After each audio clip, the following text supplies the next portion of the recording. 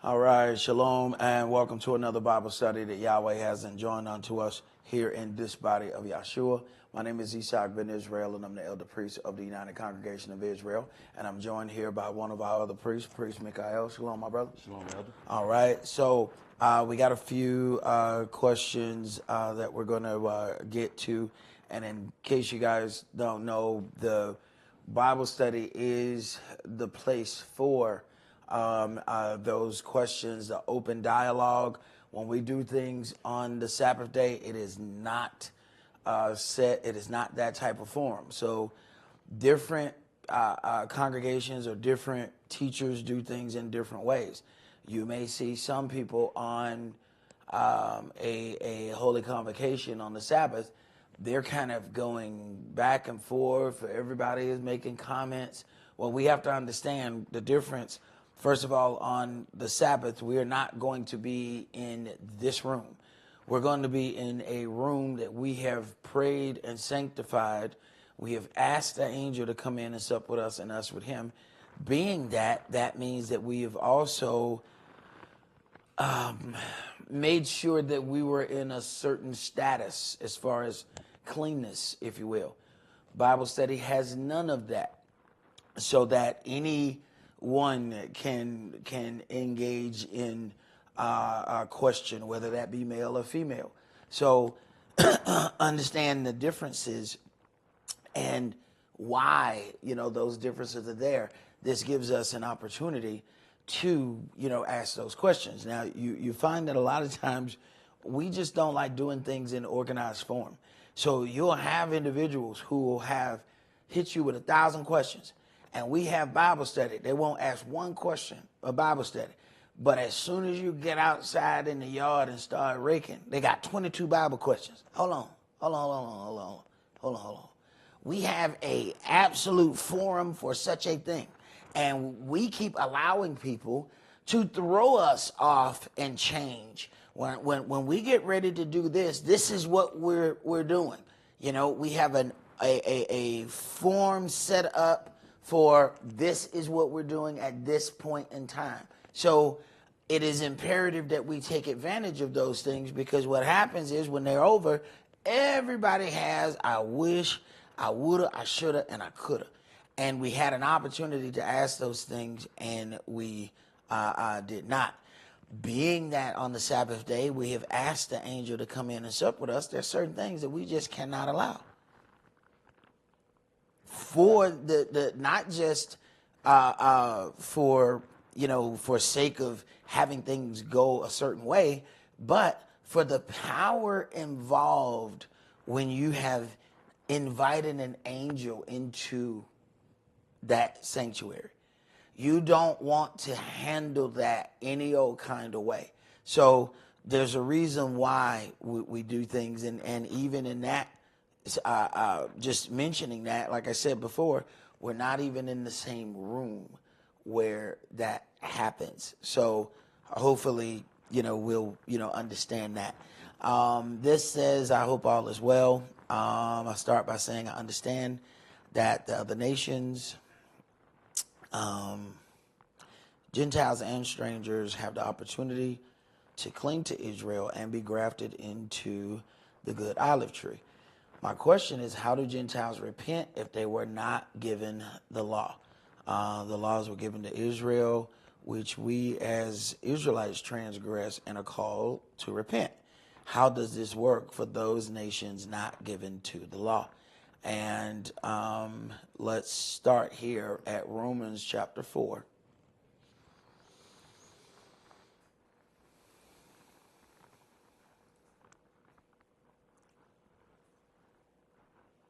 And let's start that at verse 13. For the promise that he should be the heir of the world was not to Abraham or to his seed through the law, but through the righteousness of faith. For if they which are of the law be heirs, faith is made void, and the promise made of none effect. Because the law works wrath, for where no law is, there is no transgression. Now, we need to understand the difference between not understanding the law and there being no law. Because automatically we get to that point. They say, Gentiles don't have the law. No, the Gentiles didn't have any understanding of the law. Doesn't mean that there was no law. Because I didn't see the speed limit sign. That don't make that 72. I can't just go 72. You know what, Your Honor? I looked. I ain't see no street sign, so I did 100. No. Just because I didn't see the part of what was the law at that point doesn't make me innocent to transgressing the law. As they will tell you in the court, ignorance of the law is no excuse for breaking the law. You have any idea how many laws they have here that we don't have any knowledge about? Somebody just sent me something, and they put something on the news, and they said, new laws that went into effect a couple days ago. There was only about 4 of them that they listed. It's about 200 laws that just come into effect out of nowhere. Who tells you? You know when you break them. When you hear this, you have a right to remain silent. Anything you say can and will be used. Wait a minute. I didn't know this was, that's not a problem. That's not their problem. They are constantly making and changing laws. But nobody tells us that. Who tells us when they changed a law? You normally hear it through word of mouth. You're in the process of doing something and somebody said, hey, bro, you know you can't do that. You can't do what? I've been doing this for 5 years. Yeah, but starting January 1st, you can't do that no more. Where are the authorities? Where is the legal paper? This is supposed to be a place of order. How is it that nobody goes about to make sure you know the order? But you know what happens when you break the law? So wait a minute. The Gentiles have made a system, because let's not get it twisted of who's in charge of this. When you go down to the courthouse, you're going to see the deepest segregation you've ever seen in your life. The transgressors are going to look like me, and the people collecting the fees are going to look like somebody else. All right? It is very, very clear. When you go back to just putting this entire system together, all right, it was built right at the end of slavery. So the entire prison industrial complex was made to make us slaves again. Now, here's where things get interesting. Okay, so you hear a lot of things about, are the Gentiles held to the law? When you walk in something, what are when the people are running for office, they say they are pro-law. What do you hear most of the times? They are pushing the law of their land. It is very ironic that you're going to push everything about law and order. They say, I'm a law and order representative. I'm a law and order a candidate. Everything is about law. Yet when we get down to this book, all of a sudden, we're giving the same Gentiles a pass. And turn on the TV and just go through the station. Every one of them is about law and order. Every show. And somehow people are getting a pass because they don't understand law. Every channel.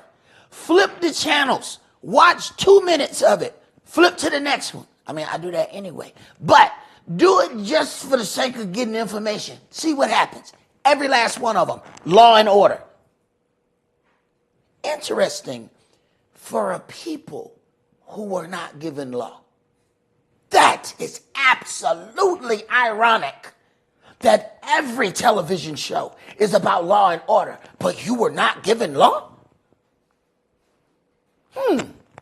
That's quite peculiar. Go ahead, Bruce. You got to ask yourself a question then. What is this created for? That would be the big question. Right. See, now you're going somewhere. Now you're going somewhere. What was it really created for? So it wasn't really about law and order. Okay, but when you use something so long, you lose your excuse to hide behind it. You can't claim that you are pro-law. You are all about law. Then turn around and say, you know what, it's time for judgment. You know, we wasn't given the law, baby. Not us. Wait a minute. You spent millions and millions pushing law and order. Well, that's the same thing Yahshua was talking about. Yahshua said, I'm a law and order candidate. But he pushing his daddy law. See, it's different. His father's law can't be changed by how much money a person has. This law definitely does. Here, you turn around and cancel your insurance and don't do it the right way, you got some problems. Why? Because the insurance company paid representatives to make laws that helped their business. Okay. So while we dealing with this law, we have a tendency to keep giving people passes that law is how they make their money. These prisons make an enormous amount of money with free labor. So you can't get paid off of something. Push it in every corner of aspect of your life and then claim you have no understanding of it. So thereby you are held without judgment. Go ahead. Verse 16. Therefore it is of faith, that it might be by grace, to the end of the promise might be sure to all the seed, not to that only which is of the law, but to that also which is of the faith of Abraham, who is the father of us all. Wait a minute. So if this promise is going to carry over, see, we get stuck in the beginning part. The Gentiles were not given law. First of all, the law that we're talking about, the law of animal sacrifice, they couldn't do it. Why? Because they don't have any priests. It was not possible for the Gentile to do animal sacrifice. They have no representative in the priesthood. But were they held by law? Wait a minute. Didn't the brother get his head off by saying, hey, it's not lawful for you to have your brother's wife? Wait a minute. Did he? Where does this law come from? So he didn't just say this to a Jew. We're talking about a Herodian. We're talking about Gentiles. We're talking about other people that are in this land of Israel. He says it's not lawful for you to have your brother's wife. Wait a minute. That he wasn't just talking to people who were given the law. So there's a certain amount of understanding that's supposed to be on the earth. Why did they put forth to Abraham and to Esau? Why didn't you tell me this woman was your sister? Why you didn't tell me she was your wife? Because I could have transgressed. Wait a minute. Why did they automatically feel like it was wrong? Did they have to have a certain law code to know that it's wrong? We keep thinking that if it has to be printed in stone for us to know that it's wrong. Let me tell you something. You look on somebody's face and know you didn't transgress against them. I did it just the other day. He was there. I didn't know because I went back in the law and said, you know what? I think I have transgressed. I looked at the person's face and said, "Ma dang, I think I done something." I didn't have to go through. You know what? Let me see what Moses said. I didn't have to do that. I didn't have to do that. The countenance said, "I have probably transgressed. Let's have a conversation." Okay, keep reading. As it is written, I have made you a father of many nations, before him whom he believed, even Elohim, who quickened the dead, and called those things which be not as those they were, who against hope believed in hope, that he might become the father of many nations, according to that which was spoken, so shall your seed be. And being not weak in faith, he considered not his own body now dead, when he was about 100 years old, neither yet the deadness of Sarah's womb. He staggered not at the promise of Elohim through unbelief, but was strong in faith, giving glory to Elohim, and being fully persuaded that what he had promised, he was able also to perform. And therefore, it was imputed to him for righteousness. Okay, so a certain belief level is imputed for righteousness. So when someone says that they are brought through faith, can you have faith without a certain level of belief? And if you have a certain level of belief, it's certain things that you're going to alter. You didn't alter it because somebody told you you had to. There's certain things that I don't have to do. But because someone that I love has an issue, I'll alter it. I ain't got to. What y'all should say? Is it not lawful for me to do what I will with mine on? That's mine. Okay. But, okay, what I have the ability to do and what I have the heart to do ain't always the same. So if your heart moves you to be able to deal with something when you have a certain level of love, you consider, wait a minute, what about all the things that I've done? A lot of times when we think about something, we think about what's happening to us. We ain't thinking about nothing we did. We ain't thinking about, you know what, maybe I should have the compassion that I'm asking somebody to have with me. We ain't thinking about none of that. We think about how we feel right now, at this moment, at this very second. Okay. But if these people say they believe, then there's certain things attached to that. You have, these people who say, I believe in taking care of the family. I believe in such and such. And you get up and you say, man, I ain't saying you leave the house in a week. You on vacation? No, man, I'm just chilling. Well, how the hell you going to work? You ain't working nowhere? Oh, well, then that other stuff, that was just talk then. See, there's one thing. When you say you believe in something, there has to be something connected to that belief that you say you have. Where is the proof of your belief? See, we don't need proof to believe. We need proof in the belief. I ain't got to see Yahshua to believe in Yahshua. But my walk is the proof that I believe. Okay, go ahead. Verse 23. Now it was not written for his sake alone that it was imputed to him, but for us also, to whom it shall be imputed, if we believe on him that raised up Yahshua, our Adonai, from the dead, who was delivered for our offenses, and was raised again for our justification. All right, keep going.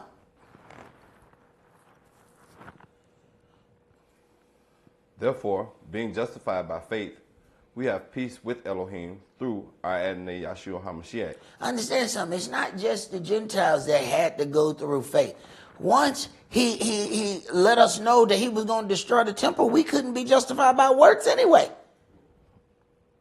We don't have a temple to do animal sacrifice. This is why I think it's strange that the entire world has accepted a group of people as Israel who don't believe in the Mashiach, yet have power over the land, but we ain't seen lamb sacrifice in 70 years.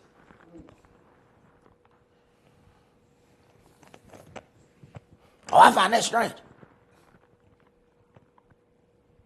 What reason do you have not to do it? You got everything now. You got everything. You got more than everything. Yahweh knew we weren't going to be able to do that when he spread us across the globe. So what if our righteousness depended on animal sacrifice? Then every person would feel like they have no connection to Elohim. Go ahead. By whom also we have access by faith into the grace wherein we stand, and rejoice in hope of the glory of Elohim. Now we have access. Okay, go ahead. And not only so, but we glory in tribulations also. Do we do that? Do we do that? Do we do that? I remember hearing a brother say something I thought was the strangest thing. Brother had done went through some trouble and he said, praise Yah. I said, that brother crazy. I said, what is wrong with that? That brother was older in the word than I was. That brother was experienced in the word. He realized, nah, man, I done got another medal. I'm like, what? See, when you see one of them generals, and he show up with that coat, boy, and he got all them stripes on it, you be like, hey, buddy got it right. Hey, buddy had to do something for that. Y'all remember the Boy Scouts? You just didn't get no badge. All right, you had to go through something. You see a man with all them stripes, that man went through something to get those stripes. They didn't just pass them out because they had stripes on sale. No, he earned those. Now, we like the fancy coat with all the medals and stripes, but there's some pain behind that. He may stand there and he got that brave face on, and he stands straight up, distinguished, with that honorable coat on. But there's wounds and bruises behind that. They didn't just get that to him. Okay. So shall it be with us. Go ahead. Knowing that tribulation works patience. Uh-huh. And patience experience. Uh-huh. And experience hope. Now. See, let's just get to the hope. Mm-hmm. See, we want a shortcut to hope. Where's hope? Make this left right there, and we're gonna get right to hope. No. There's an equation. We don't want the equation, but we want to end up at hope, though. Go ahead. Because you got to go through experience. Uh-huh. Tribulation and experience. Mm-hmm. See, the tribulation, knowing that the tribulations works patience. Patience, experience. Experience then brings forth hope. You can't even get nothing to get hope. You got to go through all those things. When hope even see you, she going to ask you, how you get here? How you even get here? Because see, when I look, I saw you when you got out that car. That wasn't experience's car. I know experience car because, they come out here all the time and drop people off. You didn't get here by experience. Get right back, call them people. Tell them, get on back where you came from. And when experience bring you here, then I'll let you in. See, you think you slick, you gonna be slick and get the hope out? Hope ain't gonna let you in. Go ahead. Hope ain't gonna let you in. Go ahead and get that slickly. She gonna ask you, she gonna call up experience. How you doing? Girl, is Hope. Did you bring Johnny back here? Nope. That's what I thought. Bye, Johnny. Done deal. Go ahead. And hope makes not ashamed. Uh-huh. Because the love of Elohim is shed abroad in our hearts by the Holy Spirit, which is given unto us. For when we were yet without strength, in due time, the Mashiach died for our ungodly. For scarcely for a righteous man would one die. Yet, peradventure, for a good man, some would even dare to die. But Elohim commended this love towards us, in that while we were yet sinners, the Mashiach died for us. Now, does it make sense that we would get something great for absolutely nothing? I mean, honestly, like right here on this earth, like all your days of living, how many times had that worked? Like, I'm talking nothing. Like nothing. I'm talking you ain't got to do nothing, and you got something absolutely great. It normally ends with you have the right to remain silent. Yeah. Anything you say can and will be held against you. If you cannot afford an attorney, one will be given to you. That don't happen. So here it is. We have not the greatest thing on earth. We have the greatest thing on heaven and earth. You actually think you ain't going to do nothing for it? How does it have value if you can do anything and get it. And this is what we want. We want to be in the presence of great people, but we don't want to be great. But we want to be around great people. No, them people not gonna want you around them. The people gonna look and be like, "Hey, look, I don't know what they told you, but you know, we trying to do great things, and we not trying to do those things." Okay, well, if you're gonna be and step up on that level, you're going to have to operate better to get on that level. All right, let's go. Go to Galatians chapter 5.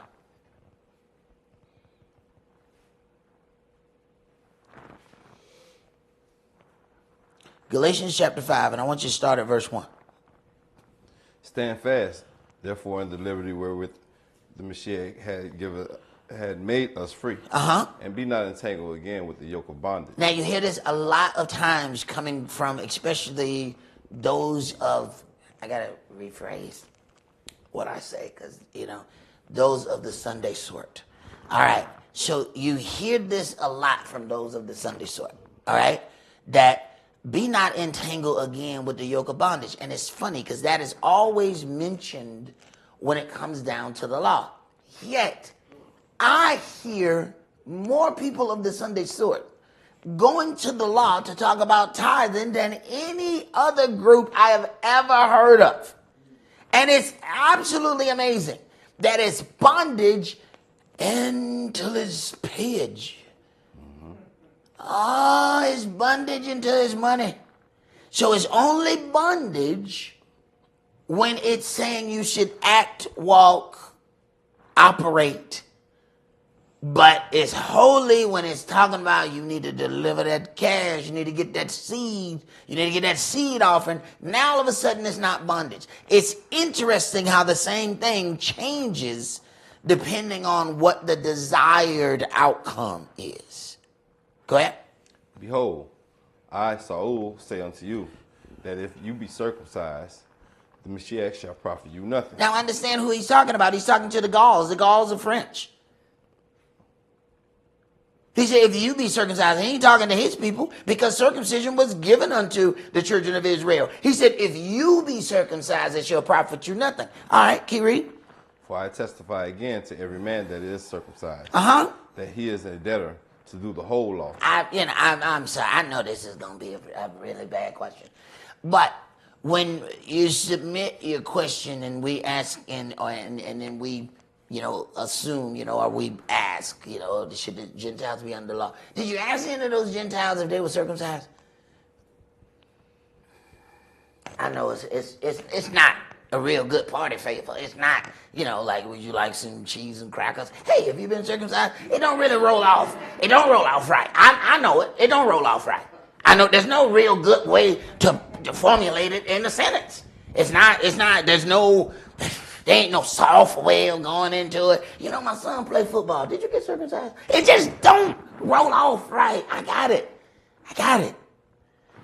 But we got a problem though. They were given an understanding. For I testify again to every man that is circumcised that he is a debtor to do the whole law. Well, then I ask you a question. Did you as a Gentile get circumcised? See, with the children of Israel, it didn't matter anyway. You can not be circumcised if you want to. He's still holding you accountable. You can think you like, you know what? I'm free of the law.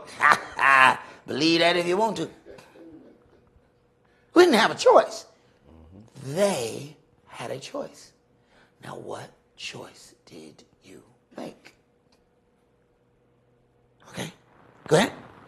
Verse 4, Yahshua has become of no effect unto you. Whosoever of you are justified by the law. Wait a minute. If you're justified by the law, you are falling from grace.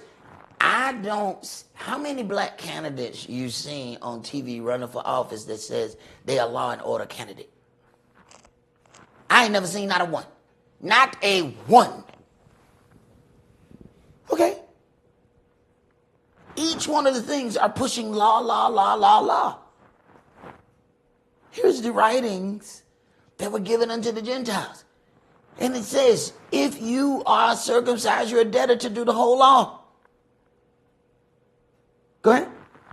For we, through the Spirit, wait for the hope of the righteousness by faith. For in Yahshua the Mashiach, neither circumcision availeth anything, nor uncircumcision, but faith which works by love. You did run well. Who did hinder you that you should not obey the truth? This persuasion comes not of him that calls you. A little leaven leavens the whole lump. A little leaven leavens the whole lump. Okay, let's go to James chapter 2.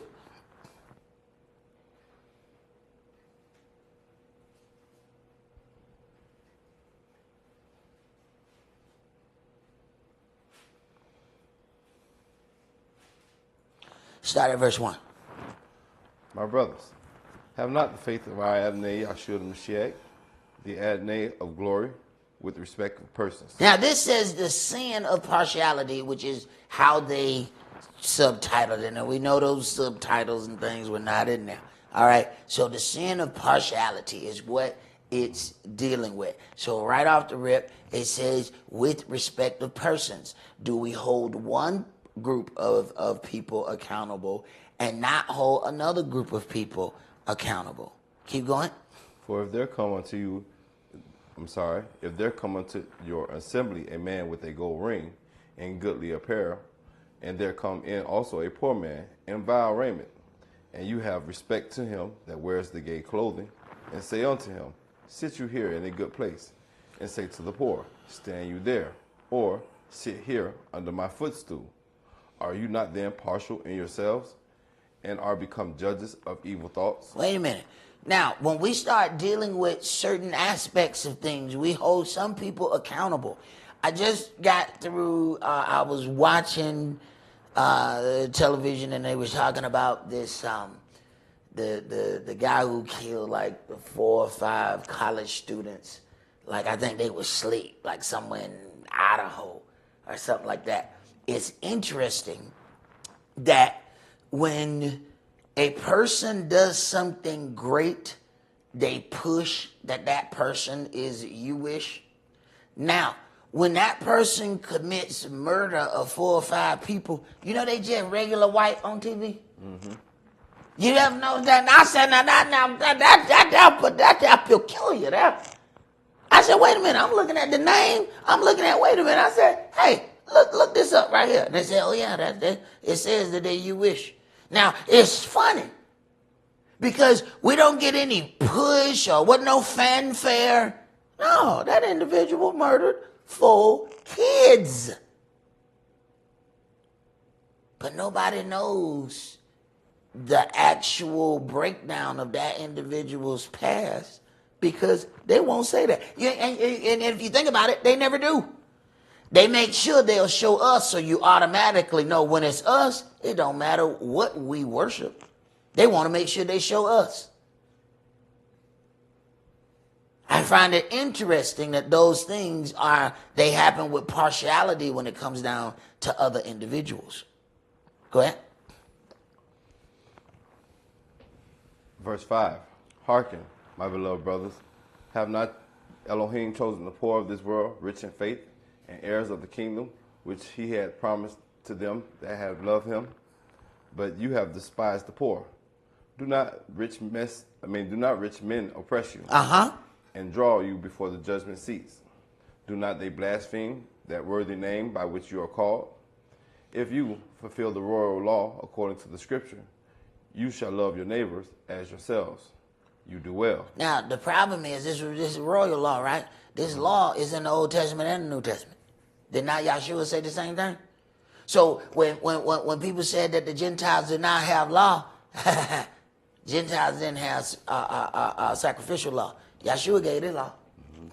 You can't tell me that you are come through the faith of Christ, but you don't have to listen to his words. What? Christ said that. Go ahead. But if you have respect to persons, you commit sin and are convinced of the law as transgressors. Right, and we are raised with respect to person. We taught respect to person. We taught the family over everything. So we taught that, if somebody do this to you, you beat them down in the street. Yeah, but mama, it was my brother. Well, then you just come back and tell me, baby. Wait a minute. It was your son that did this to me. But that's different, baby. How's it different? So we grow up with that. And then as we join other groups and be amongst other individuals, we learn that same respect of person. And sometimes it'll get ingrained so thick, we won't even notice we're doing it. Mm-hmm. Go ahead. Like we do it in a different manner. Like if we have respect the person, that person have more money than this person. Oh, he can do what that person can't do. You can see got it. P did a trial and everything. Mm-hmm. Most definitely. Cause the broke Diddy would have already been in prison. See, this was a different Diddy. Mm-hmm. See, this was P Diddy. This paid Diddy. Mm-hmm. See that P Diddy. See, B Diddy. Mm-hmm. Broke Diddy. Yeah. See, B Diddy would have already been in prison. You know what I'm saying? Yep. See, B Diddy wouldn't have been able to afford none of this. It would have been, he'd have been under the jail. Yep. Okay. Go ahead. For whosoever shall keep the whole law and yet offend in one point, he is guilty of all. Wait a minute now. So you got a circumcision that you wasn't told to get. Now you are held according to the entire law. Now, if you offend in one point, you are guilty of all. All right, keep reading. For he that says, do not commit adultery. Wait a minute now. Wait a minute. See, now we got all of these. Didn't Yahshua also speak about these things? Okay, so we keep holding Gentiles guiltless about the law, and a lot of times I think what happens is because it doesn't say law in front of it, we don't think that it's law. So we hear the words of the New Testament and Yahshua is saying these things. They don't even understand that he's putting law to them. He just didn't put animal sacrificial law to them. But this is moral law code. Oh, they held responsible for that. Go ahead. Said also, do not kill. Now, if you commit no adultery, yet if you kill, you already become a transgressor of the law. All right, so does it matter? Like they said they had so many charges against P. Diddy, right? Mm-hmm. They said they let some of them, they couldn't convict him on, but they got 2 lesser charges. Mm-hmm. All right? But the 2 lesser charges can still get time. So if Yahweh said, if you offend in one point, you're guilty in all, does it matter which thing got you thrown in the lake of fire if you go in it? I mean, are you negotiating? Man, I should have killed a person in a blue shirt.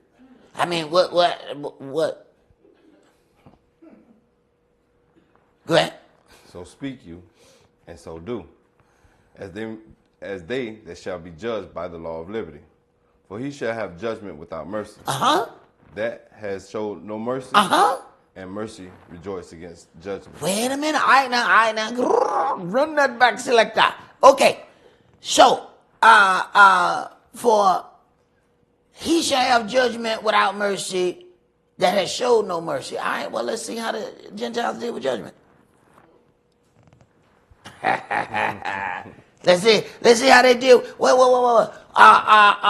Our beloved Clinton, and everybody swear he black because he played the saxophone and smoked weed.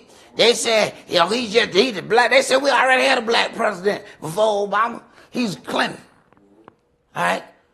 Passed the worst legislation about putting us in prison. The worst. People who were on drugs got sentenced like they were distributing drugs. We talking about they getting caught smoking. And they getting prosecuted as if they were the person on the plane that brought it in. And then we almost elected his wife. Mm-hmm. Okay, so he will have judgment without mercy upon those who have had no mercy. Okay, so it has come to the knowledge and understanding that those laws were unjust. How many people y'all seen free? I'll wait. They prosecuted people for marijuana, then turn around and released the push on arresting people for marijuana. I ask you a question. How many people you seen that they go back and say, this is no longer illegal, you're free? Right. He will have judgment without mercy upon those who have had judgment without mercy. We keep looking at a lot of these things on individual levels. So we look at between me and my brother. You don't think that he's looking at this between people and nations. Like, how have you treated other people? All right. This is what you're going to get coming to you.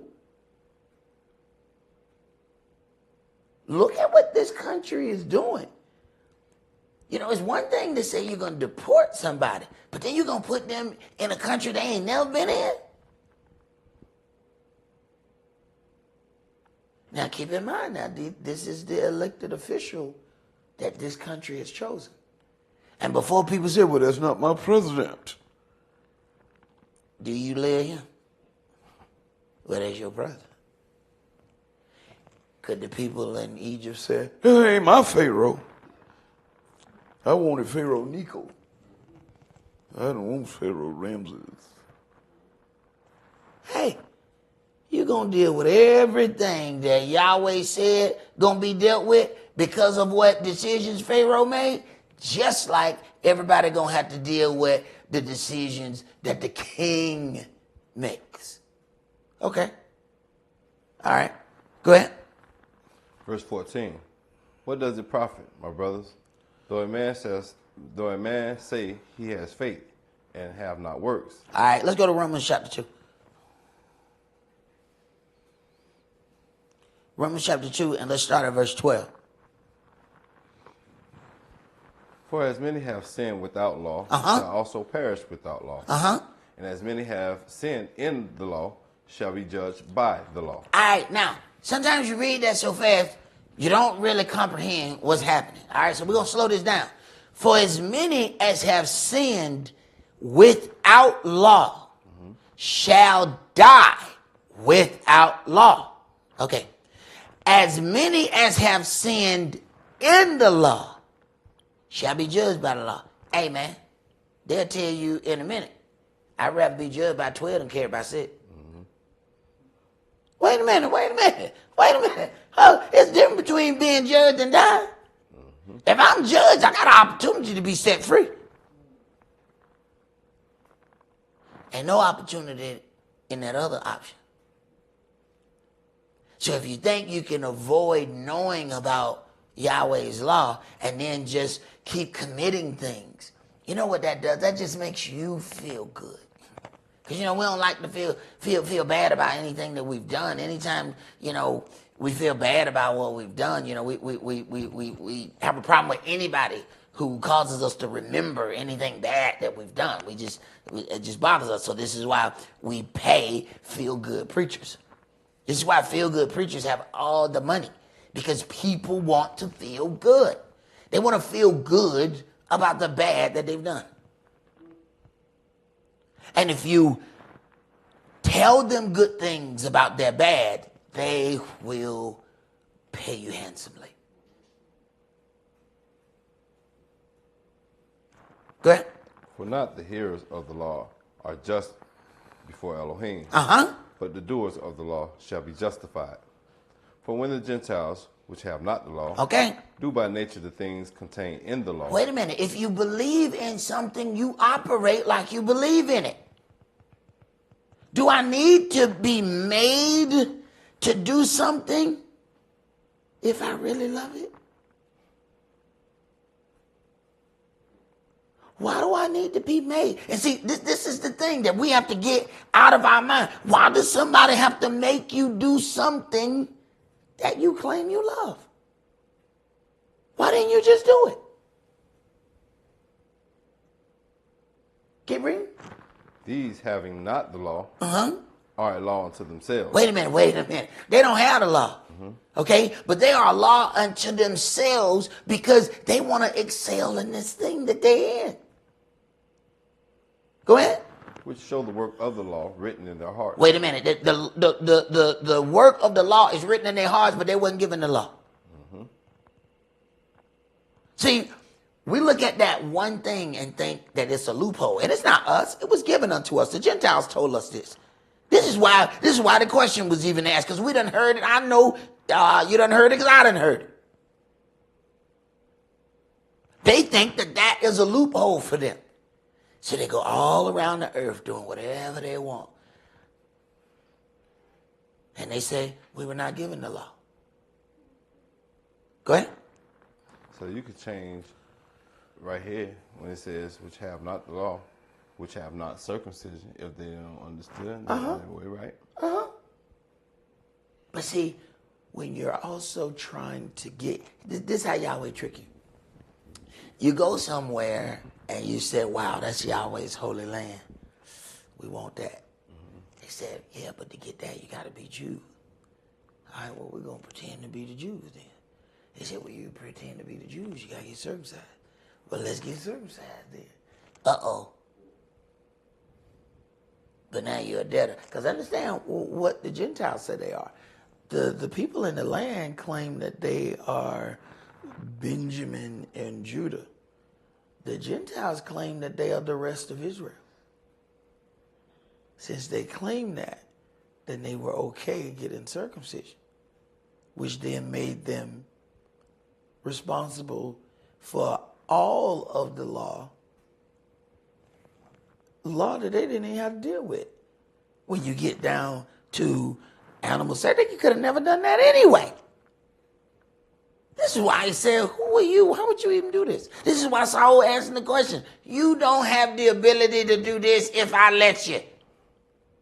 Why are you doing what the children of Israel do? Don't do that.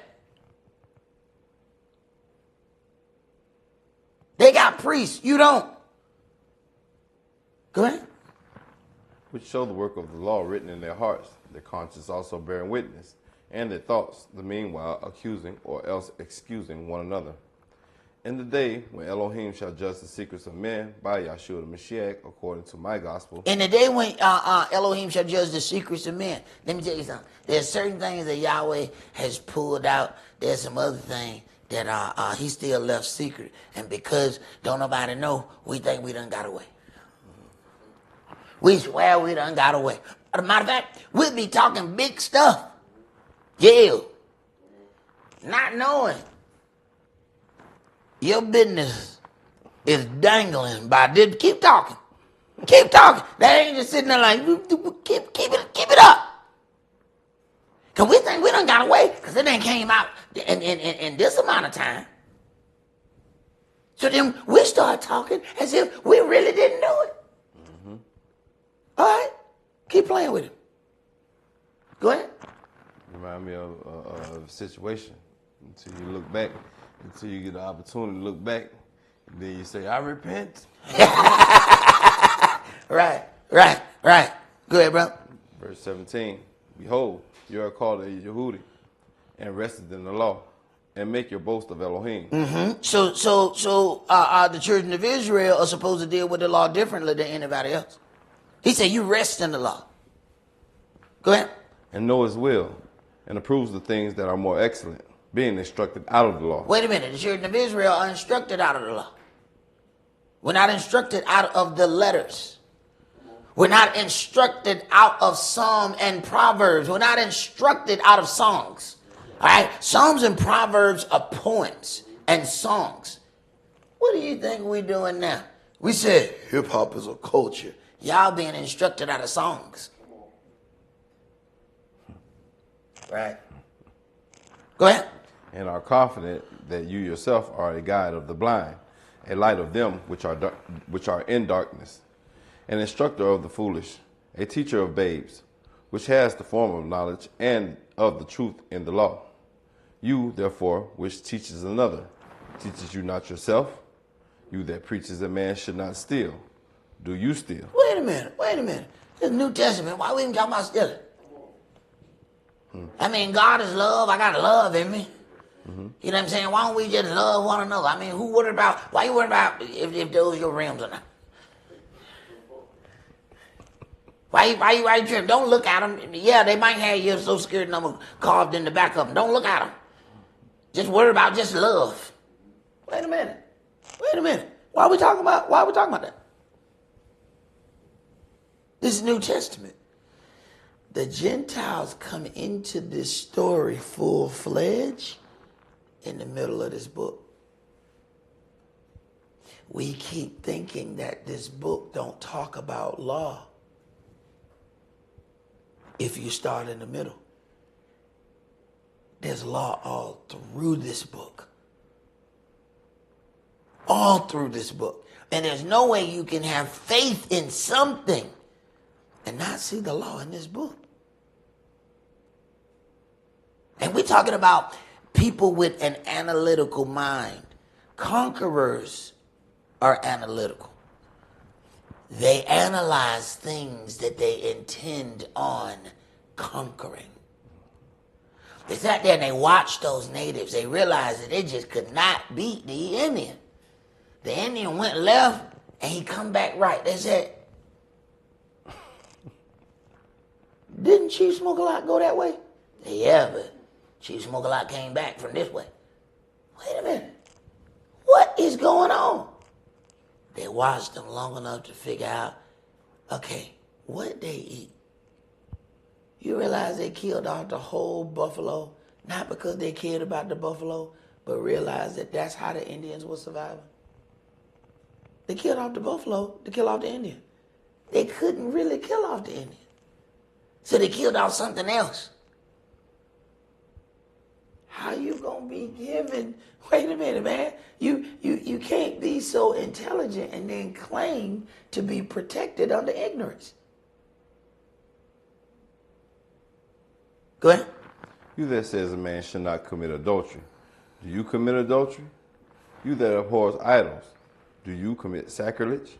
You that makes your boast of the law, through breaking the law, dishonors Elohim. All right, let's go to Yohanan chapter 15.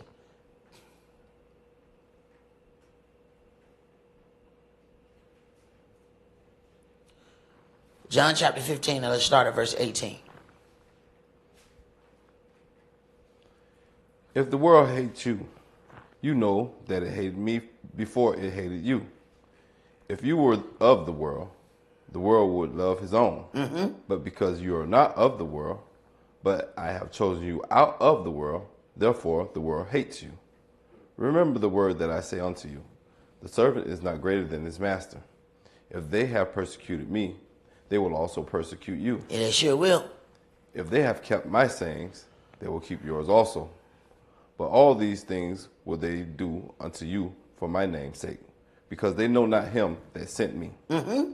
If I had not come and spoken unto them, they had not had sin. But now they have no cloak for their sin. Wait a minute. The Gentiles said they got the shroud of Jesus. They said they got the cloth that he wiped his face with. They said they control all the holy sites. They say that St. Peter's Basilica is built on top of the dead body of the man. Wait a minute. It says, if I had not come and spoken unto them, they had not had sin. But now they have no cloak for their sin. Wait a minute. The very thing that you claim is the very thing that takes away your cloak. Mm-hmm.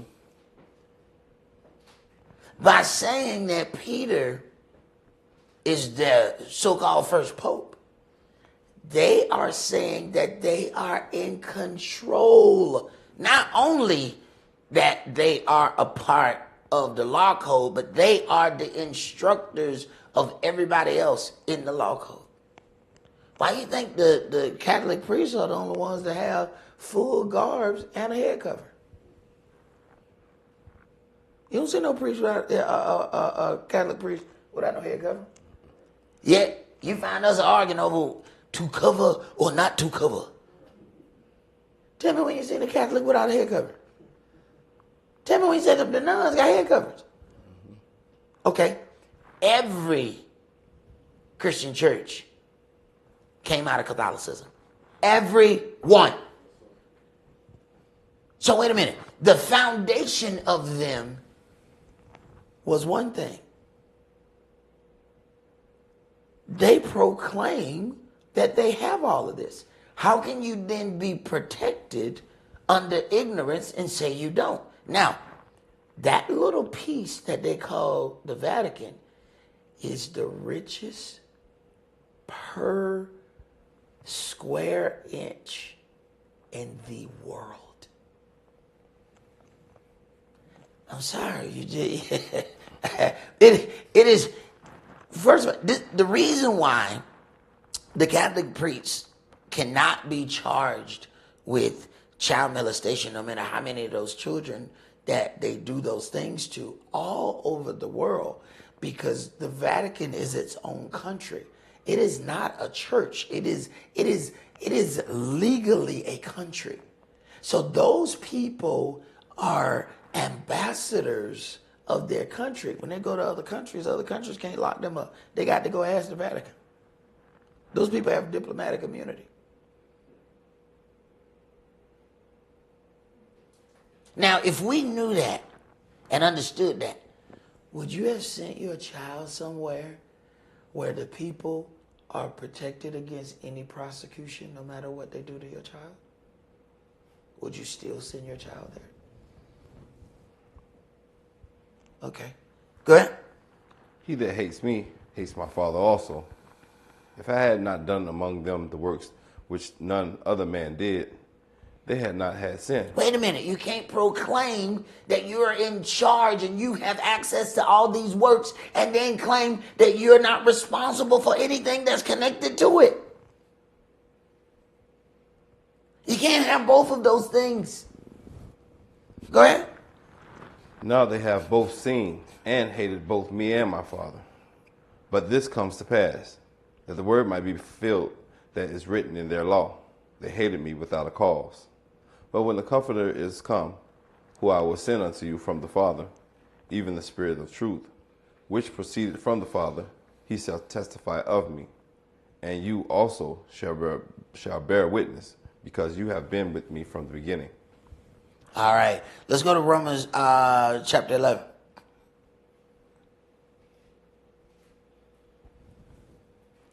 Romans 11, and let's start at verse 11.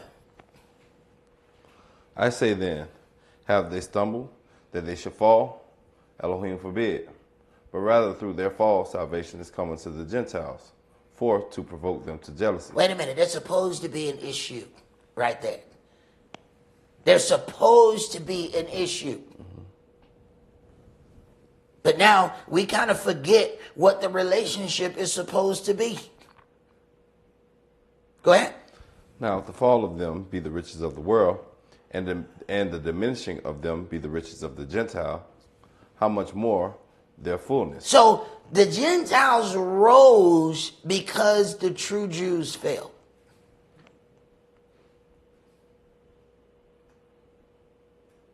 You have to really consider what that means. So it's not really in anybody's interest on the earth that we rise. Not at all. Go ahead. For I speak to you Gentiles, inasmuch as I am the apostle of the Gentiles, I magnify my office.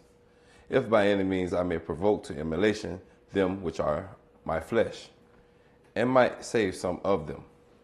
For if the casting away of them be the reconciling of the world, what shall the receiving of them be, but life from the dead? For if the first fruit be holy, the lump is also holy. And if the root be holy, so are the branches. And if some of the branches be broken off, and you, being a wild olive tree... Wait a minute, the Gentiles are the wild olive tree. Go ahead. ...were grafted in among them, and with them partake of the root and the fatness of the olive tree, boast not against the branches. What do you think they've been doing? Boasting against the branches.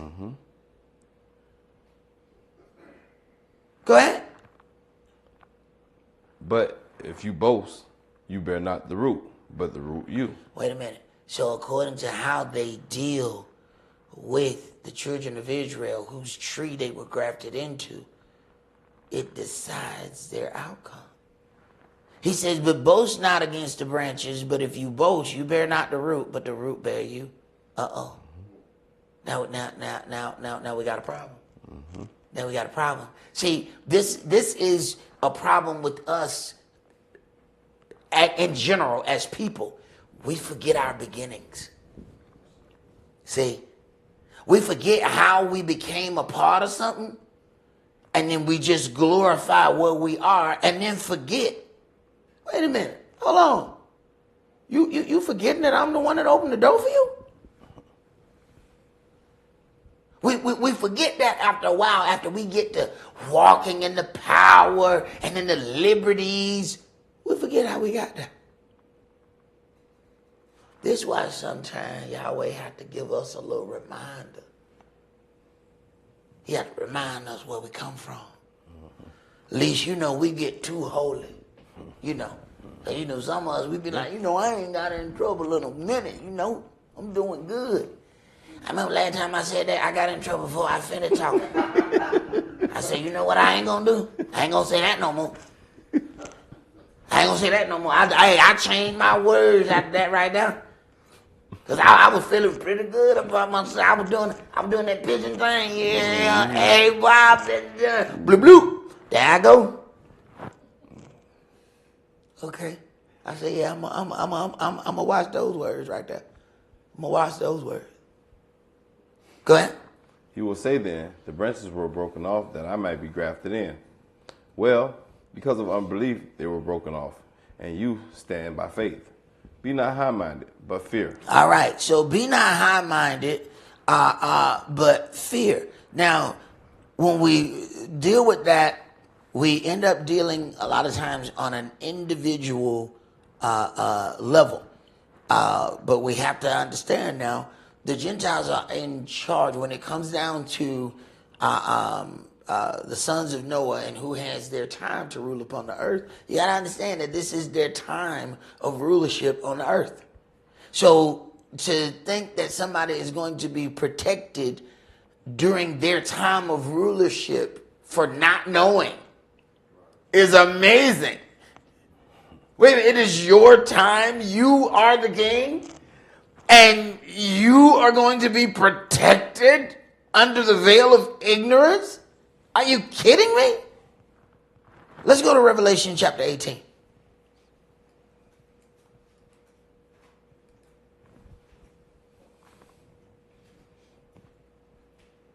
Because understand now, Yahweh still talks about judgment. The same one that said they wasn't given law. You have to listen to what he say. Revelation 18, he started at verse 1.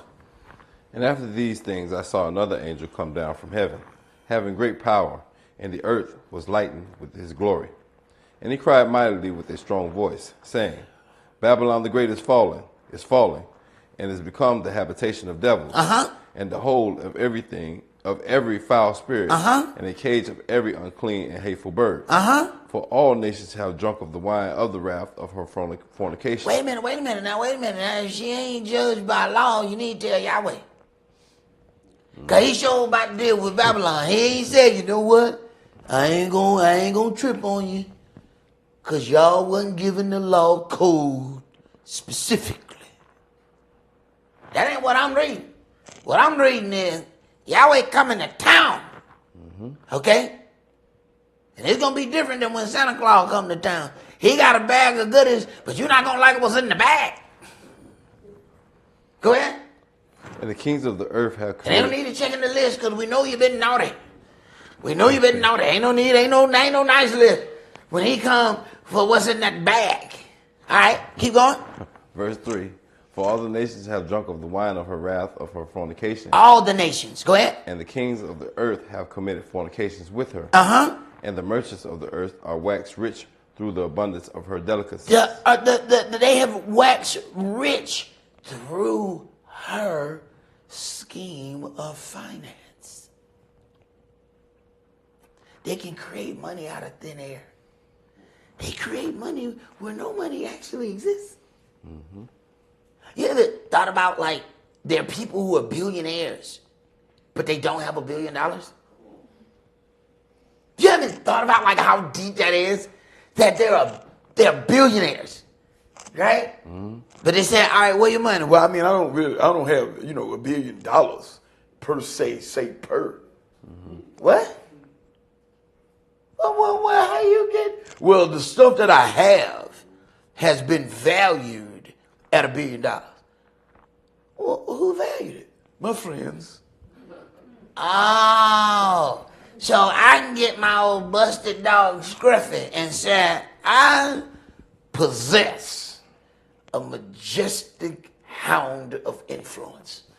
And Scruffy here is worth $500,000. I done got $500,000 about this busted dog because I got somebody to value it.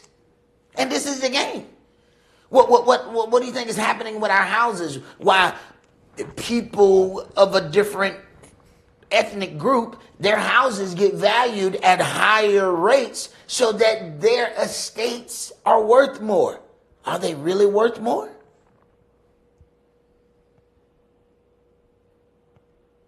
But you find out it's a game when once Kanye said something about the Jewish people, he went from a billionaire from like 1.3 billion to he just was 100 million now. Wait a minute, what happened? Yeah. What happened? Did they come in and they stole your cash, Kanye? No. They changed some numbers. What? All of a sudden, the things that was worth some things ain't worth the same things that they used to be worth. Who did that? The Gentiles did that.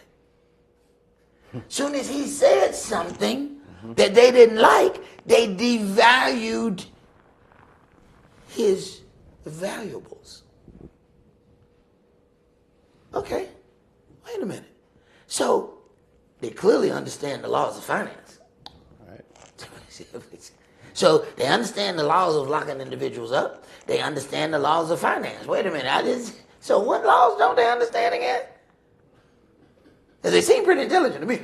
Yeah, I'm checking. They seem like geniuses. Some of this stuff is brilliant. Mm-hmm. Okay, keep going. Verse 4, and I heard another voice from heaven saying, come out of her, my people, that you be not partakers of her sin, and that you receive not of her plagues. All right, now we have a simple but very strong question. How does she have sins? Sin is a transgression of the law. If the Gentiles were not given the law, how does Babylon, a Gentile nation, have sin?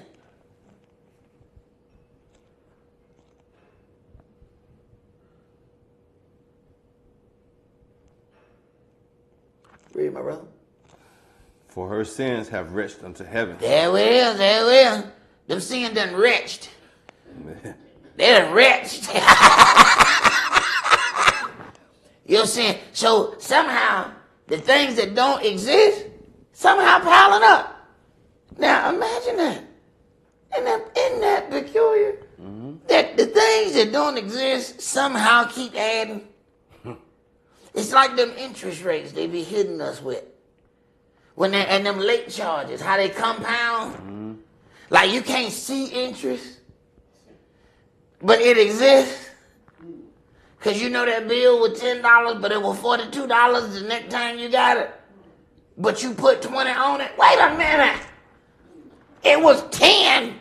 I put down 20. Mm-hmm. The bill is now 42. What kind of math is this? I can't see it. But interest exists. Yep. Right? Wait a minute. Somebody understands laws perfectly. They understand them so good, they made some. They made more. All right, Mother, you got something there? Yeah, I was just going to say, they were given grace during that particular time when those 4 criteria were given to them, not the law to not fornicate, to not do this, to not do that. Mm-hmm. You said because they have Moshe that's read every Sabbath day where they can understand the law. Because you're given grace doesn't mean that the law disappears or that it's wiped away. You just got grace. It doesn't mean, and they have had and still have the opportunity to learn these things, but they choose not to. Right. Grace is the part that we don't ever want to say behind grace. And any other time you deal with the Gentiles, they're going to always say grace, period. It's funny that whenever we're dealing with them and law, you know that period don't ever come behind grace. It be like grace, comma. Wait a minute. No. Hold on. I had to deal with a grace period, meaning that my grace ends. When does yours end? You got grace, comma, but I got grace, period? You got grace, colon. You got grace, dash. But I got grace, period?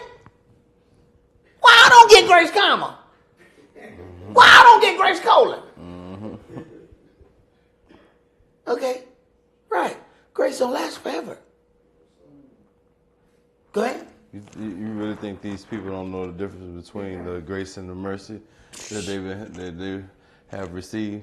It's just they don't want to give it to nobody else to have grace and mercy. That's why when we read earlier, he gonna have judgment without mercy on those who had shown no mercy. Right. There it is. Right. Because you act like you don't know what mercy or grace is. You know the difference between time and the mercy that you've been given. You got it. So you got it. Look at now. I ain't saying that I agree with anything that P Diddy did, but I noticed that them other people who look another way, them people that's over there the models. And they been transporting them and doing all that. They let them right out of jail. Yep. The whole time this P. Diddy been going on, there was a group of Caucasians that were accused of doing this on a major scale. They have not been on television, not 9 times. They let them go. They mentioned it once. Boom, they already got bond and they've been at home. They've been at home watching P. Diddy. Probably saying, we did that too. Yep. Right. I ain't saying he right. I'm just saying there's judgment without mercy, but they pick and choose who gets mercy. Go ahead. For her sins have reached unto heaven, and Elohim have remembered her lawlessness. Wait a minute. Wait a minute. How can Elohim remember lawlessness from people who were not given law? And how can he hold them accountable? You know what I'm saying? Because, after all, they don't have law. So, guys, stop tripping. Tell him. And these are things, and I'm so glad that this question was brought forth, because these are things that we hear over and over and over again. You can't be in charge of something, and then when the building explodes, say, you know what, I ain't have nothing to do with it. Whose building was it? Well, it was my building. Well, then, you're responsible for cleaning up this mess. You can't claim that you're in power, but you have no knowledge of anything, nor are you held responsible for anything that happens. Go ahead. Verse 6, reward her even as she has rewarded you. Come on, let me see. This, man, who wrote this? Come on.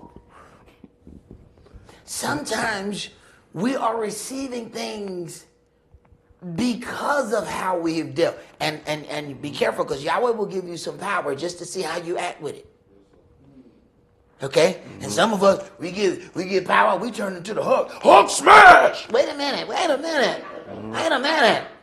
Calm down. Hulk, stop smashing. Hulk, stop smashing. All right, go ahead. And double unto her double according to her works. In the cup which she has filled which she has filled to her double. Wait a minute. Filled to her double. Now, clearly, I know she understands double. She understands finance. She understands, you know what I'm saying, interest. Mm-hmm. So Yahweh is clearly charging interest here. Because he adding a little something to it. Okay, go ahead. How much she has glorified herself and lived deliciously. Wait a minute. He's holding people accountable to the life that they have lived. Now, hold on. You know, while you're thinking about that, let's deal with something else. The Egyptians had no say-so in what happened to the children of Israel. Only Pharaoh. Pharaoh was a man-god himself. He was a god in flesh. They had no choice in the matter. But guess what? Their firstborn died just like here. What happened?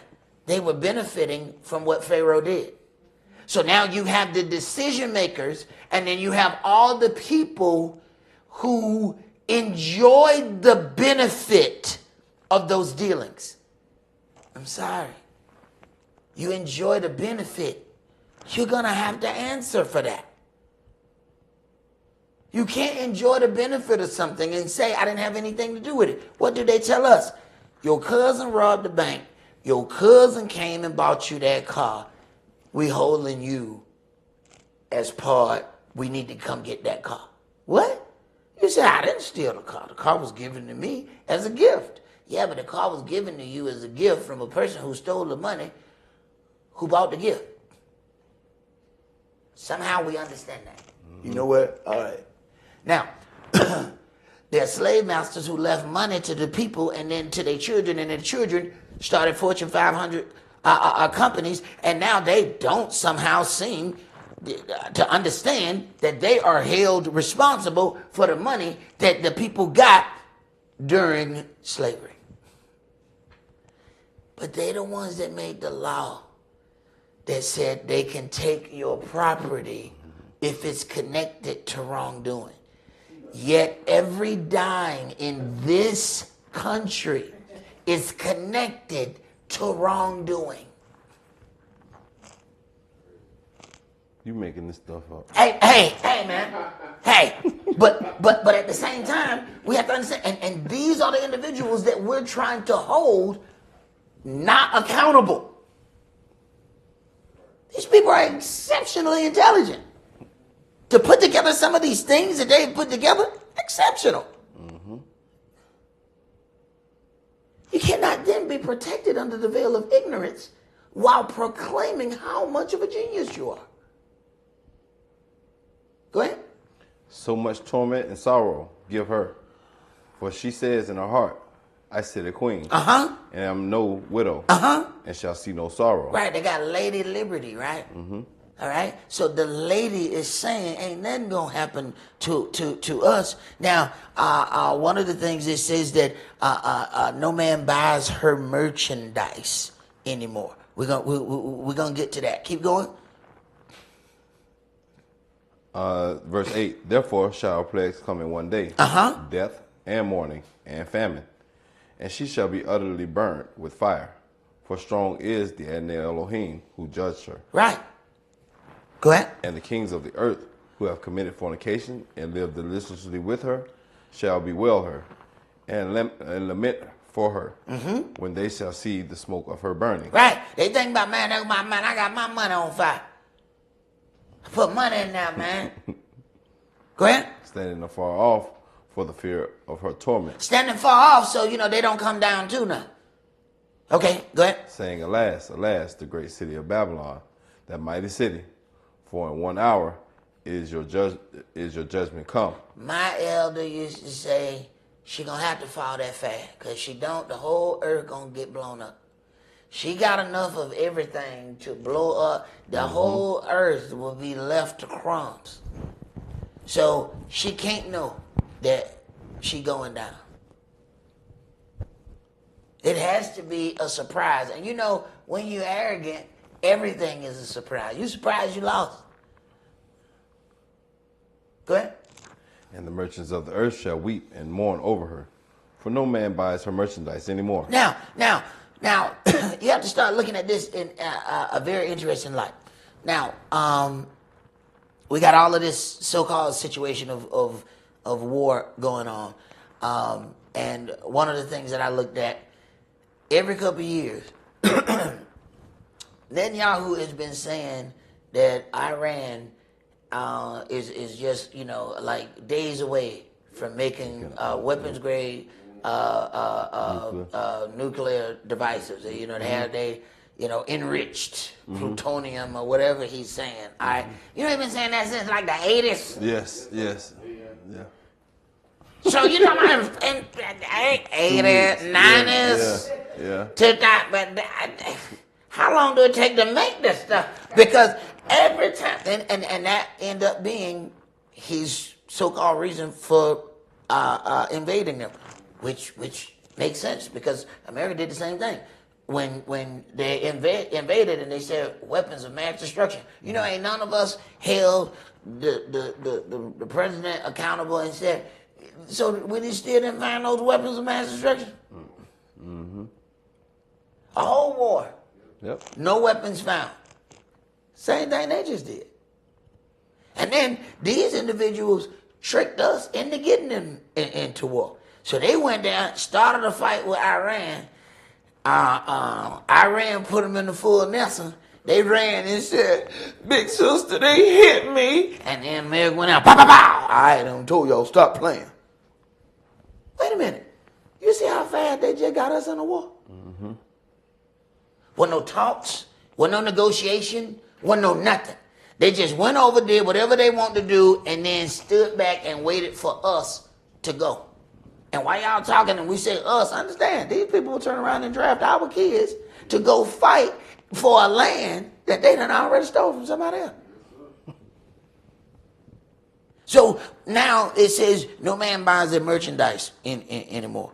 Do you know, first of all, you got the tariffs. Well, they didn't raise the tariff. Mm-hmm. Now, we have people or countries that are allies. All right. Trump said Japan stopped buying rice, and he gonna up the tariff to 25%. You better buy it. I said what? So let me get this straight. So you're gonna raise the price, mm-hmm. Right? Right. And if I don't buy it, you gonna raise the price some more. Right. And then tell me I better buy it. Oh yeah. And these your friends. These the friends. So you have to look at how systematically this country is being left out on an island by herself. Telling the people, you know what? We're not going to deal with this NATO no more. All y'all need to pay more money. All of y'all. Wait a minute. All those people are starting to step back. They're making the agreement that they need to make right now while pulling back. She's being isolated more and more. See, right before they demolish a building, they start disconnecting everything from it. Because you can't just demolish a building and it's got active gas lines in it. You got to start disconnecting the gas lines, or else you have an explosion when you demolish the building. You have to think about it. They had heat in every floor of a 50-story building. You ever ask yourself why there wasn't like other explosions when 9/11 happened? Why were there not other explosions? I've seen a house that just got blown to smithereens. You can do the heating and air on and end up blowing up. How is it that a 50-story building was hit with an object? Somehow the object disintegrated before it got to the ground, though. That's amazing. All right, so it went through, but it disappeared. Like nobody, like it didn't fall. It went up, but it didn't come down. It defied the laws of gravity. It defied the laws of gravity. No, because as we're watching all of these things about the conflicts, you have to wonder how much of this is actually real. If something flew into something, where are the other explosions? A whole wing should have fell off. A whole tail, a piece of motor. Things should have been completely together when it fell off. Why did none of it was there? And not no other explosions? None? So you mean tell me they didn't have heat in that building? With no gas? With no gas. So you if you light a bomb by enough gas to heat 50, 60 floors, no other explosion? Man, let me tell you something. Authorities don't even move in. They tell you, first responders don't move in until the place is safe. So I had a brother of mine and had a incident where a tree fell on him. It brought down power line. The fire department was sitting right there looking at him with the tree on him. Yeah, boy, I tell you, that tree on you there, boy. But I tell you what though, soon as Georgia Power come, we gonna come in there and get you. Right. What happened? They're not going in until they turn that power off. They said, no, that's active problem. We can't go in there with them live power lines. See, that tree brought down the power lines and the tree on your brother. But we're not going in there to get your brother until they come cut these power lines off. So once they came and cut those power lines, that's when they went in and started cutting. You don't just run into situations until they done made that determination that they've cut off the flow of energy to it. Okay. All right. That's my problem. I be analyzing stuff too much. Go ahead and read it, bro. Go ahead. Where we at? Verse 12. All right. I be tripping. I'm sorry, y'all. The merchandise of gold and silver and precious stones and of pearls and fine linen and purple and silk and scarlet and all your iron wood, yep. And all manner vessels of ivory, and all manner vessels of most precious wood, and of brass, and iron, and marble, and cinnamon, and odors, and ointments, and frankincense, and wine, and oil, and fine flour, and wheats, and beasts, and sheep, and horses, and chariots, and slaves, and souls of men. Slaves and souls of men. Hey, this is home of the slave. Who else they talking about? What other country has a concentration of slaves that operate like us? Go ahead. And the fruits that your soul lusted after are departed from you, and all the things which were dainty and goodly are departed from you, and you shall find them no more at all. The merchants of these things which were made rich by her shall stand afar off for the fear of her torment, weeping and wailing, and saying, Alas, alas, the great city that was clothed in fine linen, and purple and scarlet, and decked with gold, and precious stones, and pearls. Right. So you see, this is about bringing down this daughter of Babylon. But there are certain aspects of what's happening with this last invasion of Iran. Why was that timely? Why was that so timely? You know, Netanyahu trial was about to come up. Mm-hmm. Yeah. Days away, all of a sudden, a missile fell out the air. What happened there? You know, I ain't gonna be able to make it to court. Now, wasn't that convenient? So he's going to constantly keep a conflict because it keeps him from going to court. Now, imagine if you told a brother, you're going to have to go to court to face these charges. Unless something happens. What you think the brother finna do? Something happened. Something happened. Hey man, I couldn't make it to court. Something happened. Okay. So every time Netanyahu get ready to go to court, something happened. Okay. Right. How long we gonna keep falling for this? And how many times can you bomb a facility that's supposed to be nuclear, but don't let them blow up? How many times we gonna do this? Not now time. Man, my aunt met ammonia and Clorox, and she had a bad reaction. All right? I mean, it was bad. They had to pull her out of there. All right? And that was just ammonia and Clorox. You gonna tell me that you gonna send one of them things in there and ain't no other problems happen? Come on, man. Come on. Go ahead, Chris. For in 1 hour, so great riches has come to naught. And every shipmaster, and all the company in ships, and sailors, and as many as trade by sea, stood afar off, and cried when they saw the smoke of her burning, saying, what city is like unto this great city? And they cast dust on their heads, and cried, weeping and wailing, saying, alas, alas, that great city, where were made rich all that had ships in the sea by reason of her costliness. For in 1 hour is she made desolate. Rejoice over her, you heaven, and you holy apostles and prophets, for Elohim has avenged you on her. All right, let's go to Revelation 13. I want to read a few lines out of here.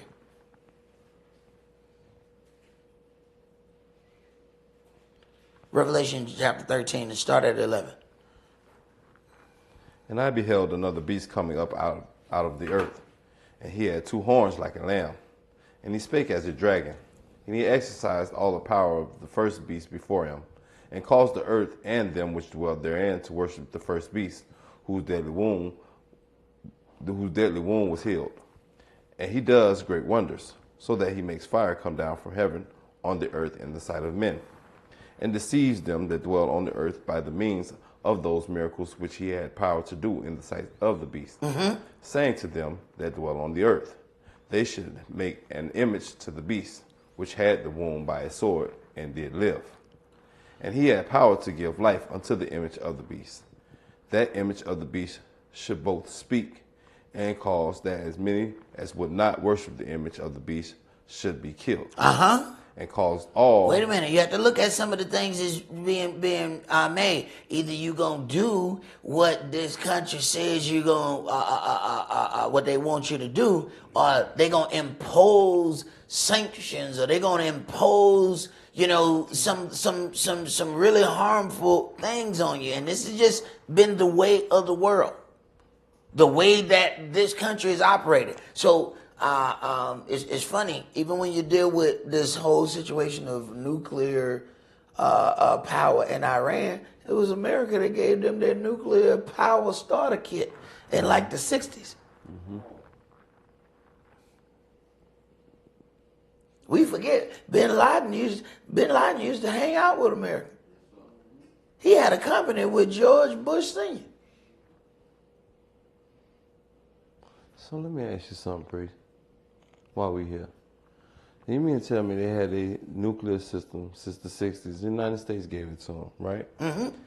And just a few minutes ago, you said there's a bunch of clips on the internet where Benjamin Netanyahu saying Iran is about 2 weeks away from Iran being a nuclear power. Yeah, they've been saying that since the 80s. They've been 2 weeks away since the 80s. But go ahead. So it's You got to carry that one. You got to carry the one, yeah. Right. It's 2025. Yeah, make sure you carry the one though, because the equation don't work if you don't carry the one. You got to carry the one. Yeah, since the 80s. Oh, it makes sense. So you got 80s. Yeah, 2 weeks. 2 weeks in 2025. That Hawaiian time. I got it now. Hawaiian time. Yeah, it makes sense if you don't think about it. Or if you're on Hawaiian time. Yeah. Or if you're on Hawaiian time. Yeah. It made perfect sense if you don't think about it. Woo. You got to not think about it though. Go ahead. I'm sorry. Verse 13. 16, I'm sorry. Thank you, brother. And he caused all, both small and great, rich and poor, free and bond, to receive a mark in their right hand or in their forehead. And that no man might buy or sell, save that he had the mark, or the name of the beast, or the number of his name. Now, everybody said, that we got all of these things. I ain't receiving no mark in my hand so that I might buy or sell. What hand you hold your phone in? In your hand. And it's always in your face nowadays. You unlock it. Mine just unlocked. So it's in my forehead. You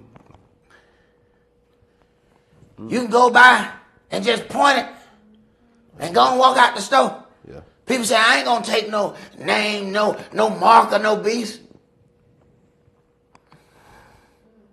Holla back. You already got the beast in your hand. We don't go nowhere without it. Mm-hmm. We go to the bathroom. This is probably the nastiest thing. The folks always talking about, pass me my phone. When the last time you wiped that off? Oh, ain't you your phone? My nasty is my nasty. I don't hold your phone. Last time you did, that thing was in the bathroom with you. All right, let's see where we're going to go. Let's go to Proverbs chapter 7.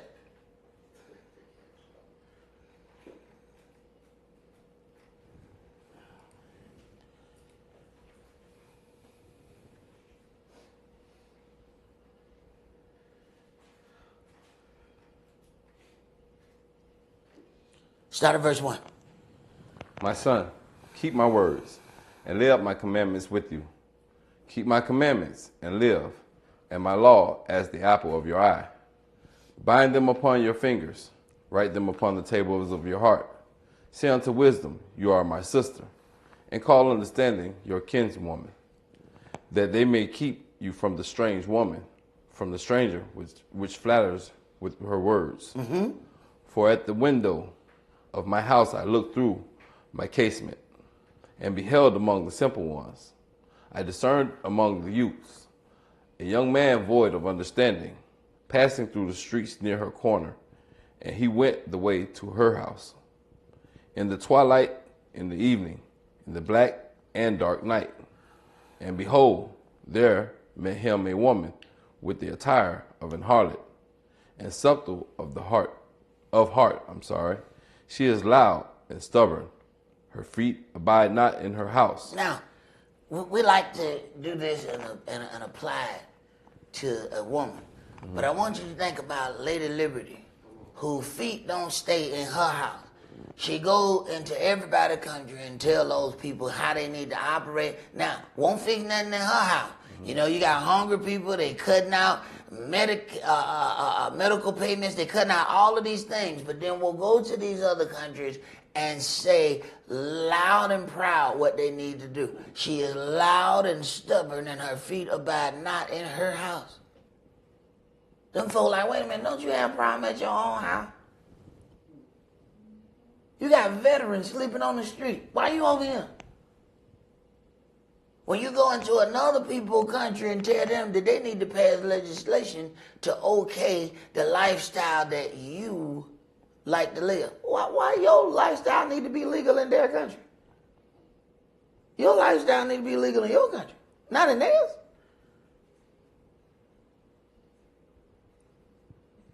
So in all of this push, see, this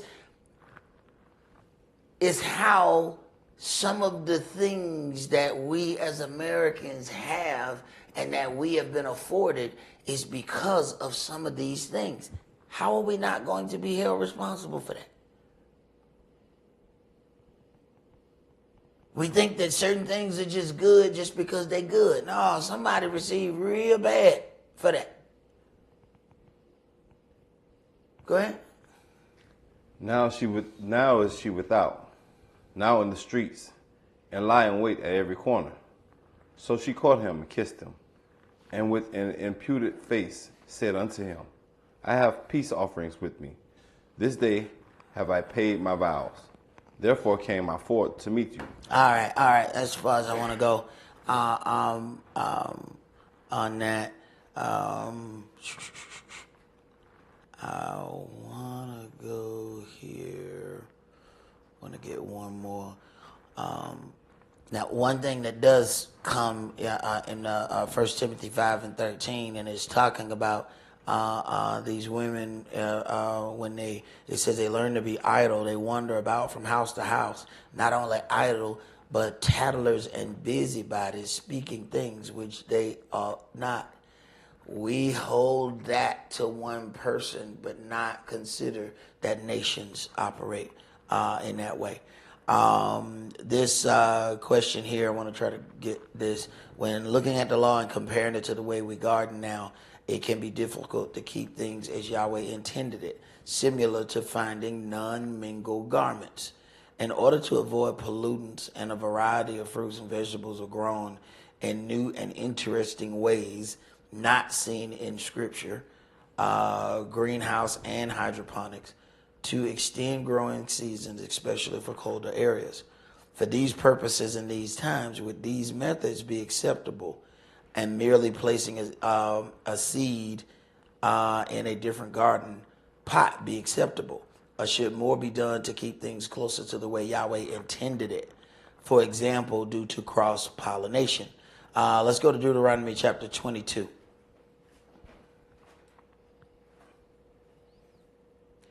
Deuteronomy 22, and I want you to read verse 9.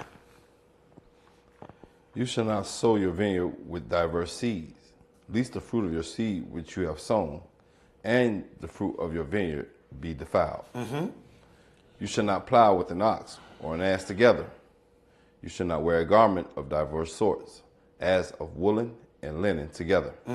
You shall make you fringes upon 4 quarters of your vesture, wherewith you cover yourself. Now, understand, you're trying to find something here in this land that ain't mingled together. Good luck. Good luck. And you know, if we hold out for purity, we're gonna die right at purity's door.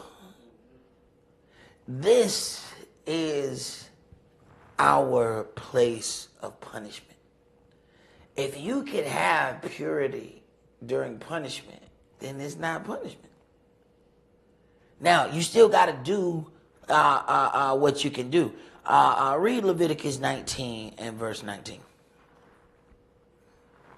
Because, you know, he turns around and he reiterates this. So is it important? Absolutely.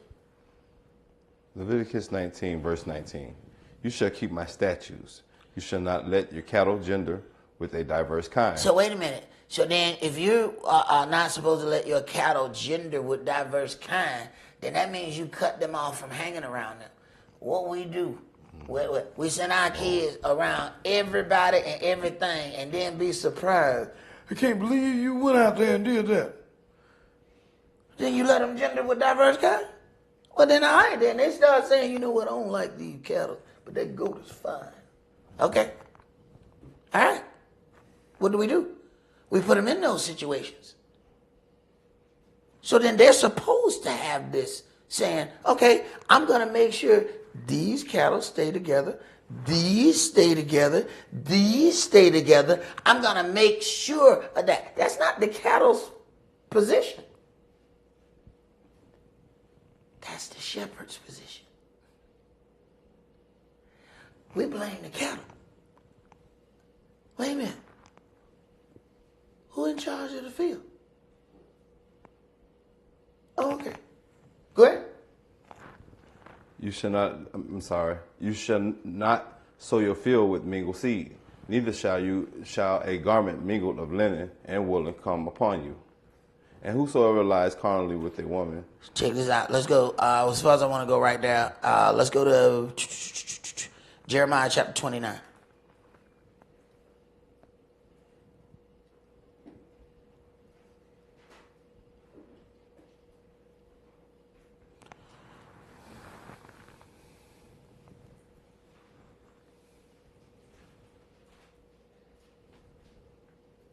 Start at verse 27.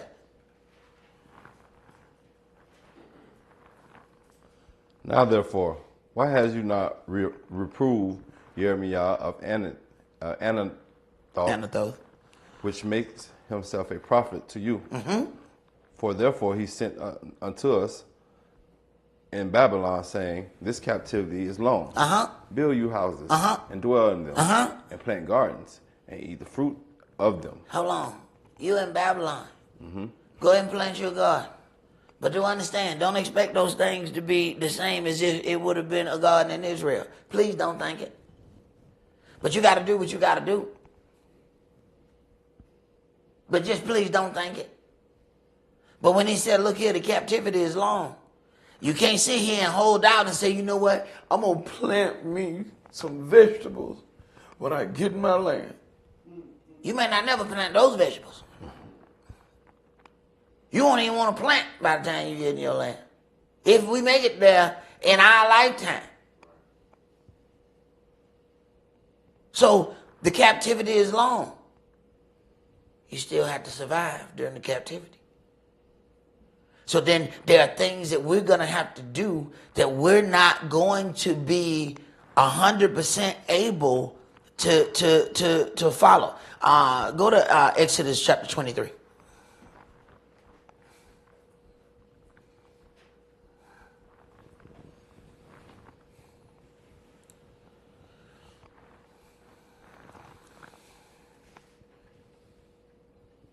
Read verse 13.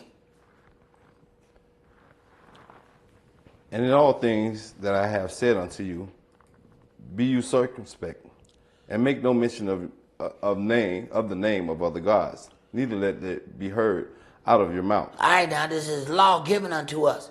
You know, I don't mention the names of other gods. Now, we keep Bible study on Wednesday. Damn it, I done messed up. That's Wootens Day. I just mentioned the God by saying what day we going to go to Bible study. If I said the fourth day, how many people are going to be sending us texts? Hey, brother, so when we going to have Bible study again? The 4th of what?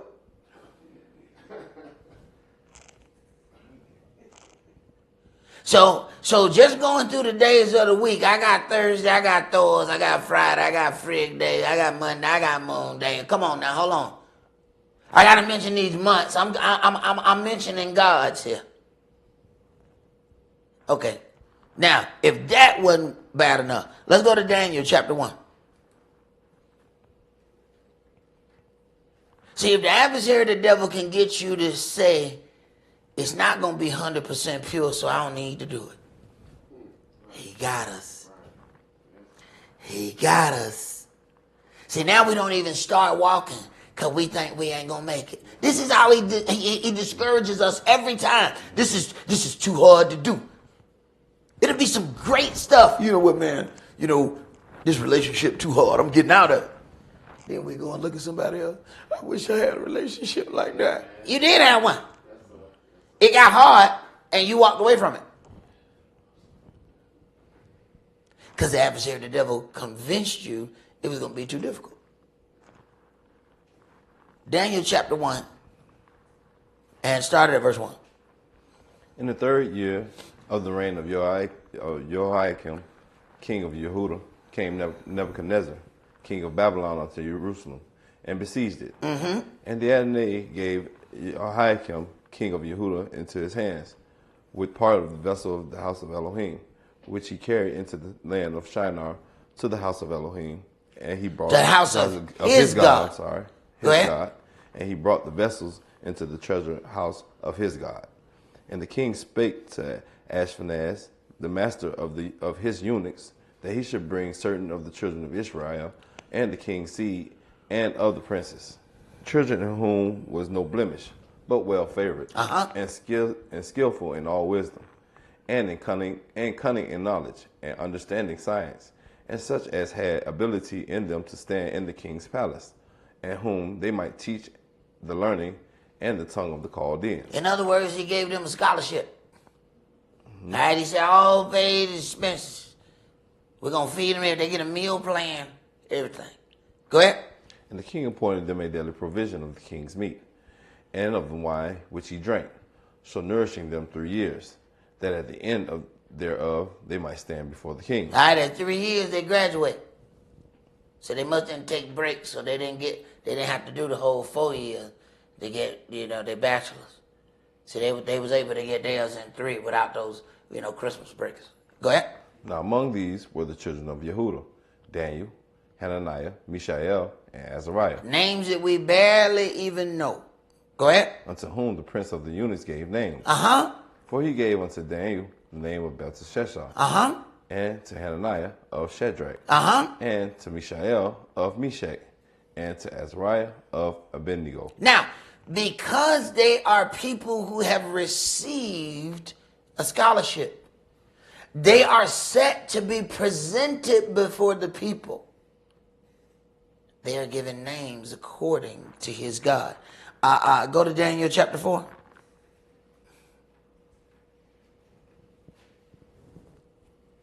Read verse 8. But at the last, Daniel came in before me, whose name was Belteshazzar. All right, so that's Belteshazzar, the name that he gave him. Keep going. According to the name of my God. According to the name of my God. So we're not even supposed to mention the name of another God. Yet, you got one of the greatest prophets ever being called by another God. Check that out. Did it take away his righteousness? Nope. Did Yahweh say, you know what, I ain't gonna fool with Daniel no more? You don't sit around and let them people call him some belted damn Shazar. Yahweh didn't say that. Mm-hmm. He's in a situation not under his control. And he's being called by the name of another God. Not mentioning the name of another God, being called. If mentioning the name of another God is a sin, how deep is it to be called by the name of one?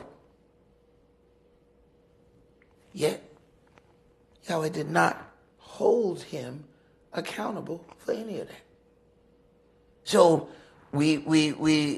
you do the best you can in the daughter of Babylon to try to avoid certain things, but please don't pause on the things that you would do because you look and say it won't be perfect. It ain't supposed to be perfect in Babylon.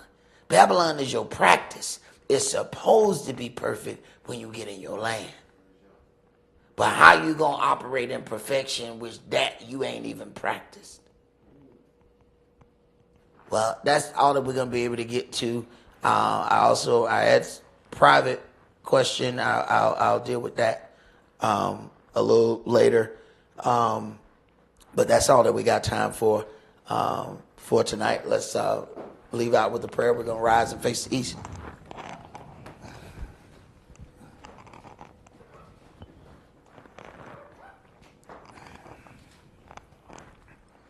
Abba Father, Most High Covenant Elohim of Abraham, Isaac, and Yaakov, we thank you, Abba Father, for giving us another opportunity to read out of the legacy that you have left unto us.